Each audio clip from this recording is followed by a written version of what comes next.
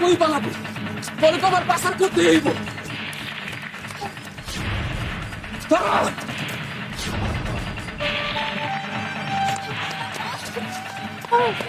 আমার বাসন তো ওই শয়তান।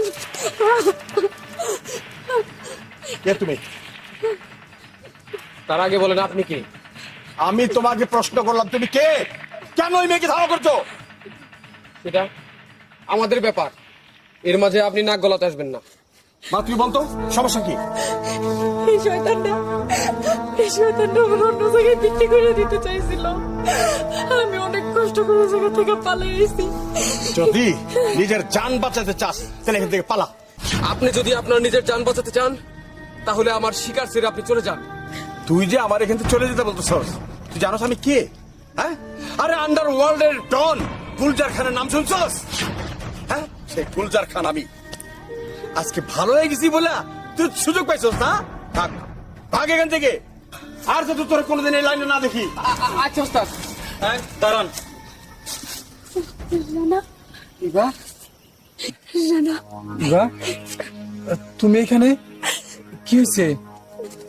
এই শয়তানটা আমার খারাপ জায়গায় পাচার করে দিতে দিয়েছিল। আমি কোনোভাবে দৌড়ে ভাইগা থেকে পলাই আইছি। চাচা আমার যদি সময় মতো না থাকতো এই জায়গায়, তাইলে আজকে আমার এখান থেকে ধরে নিয়ে যেত। এই হারামজাদা হইলো মেয়ে পাচারকারী দলের সদস্য। তার মানে সত্যি করে কর, এর আগে যে গ্রাম থেকে দুটা মেয়ে হারাইছে, সেই দুটা মেয়ের পিছনে তো তোর কোনো হাত নাই? মানে আসলেও আমি নিয়েছিলাম ওই দুইটা মায়ের, নিয়ে এক বাড়িতে রেখে দিছি, এখনো পাচার করি নাই। কত বড় সাহস! ওরে তো এভাবে ছেড়ে দেওয়া যাবো না, ওর পুলিশের কাছে দিতে হবো। ও তো সমাজের জন্য খুব বিপজ্জনক। ভাই, আমি আর এই ধরনের কাম করুম না।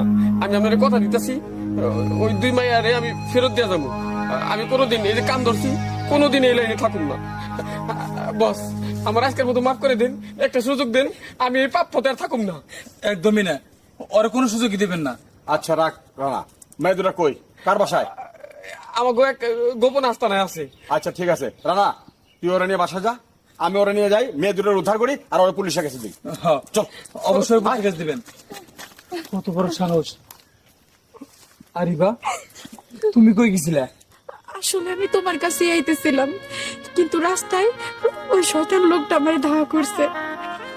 আমার কাছে আসতে চাইছিলে, কিন্তু হঠাৎ করে আমার কাছে কেন?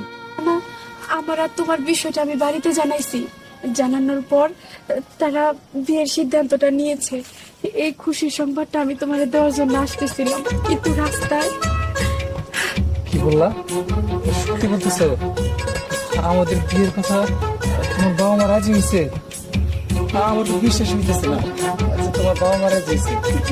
আচ্ছা ঠিক আছে, যাই হোক, তাহলে তো আমার বাড়িতে জানাইতে হবো, তোমার বাড়িতে প্রস্তাব না যেতে হবো।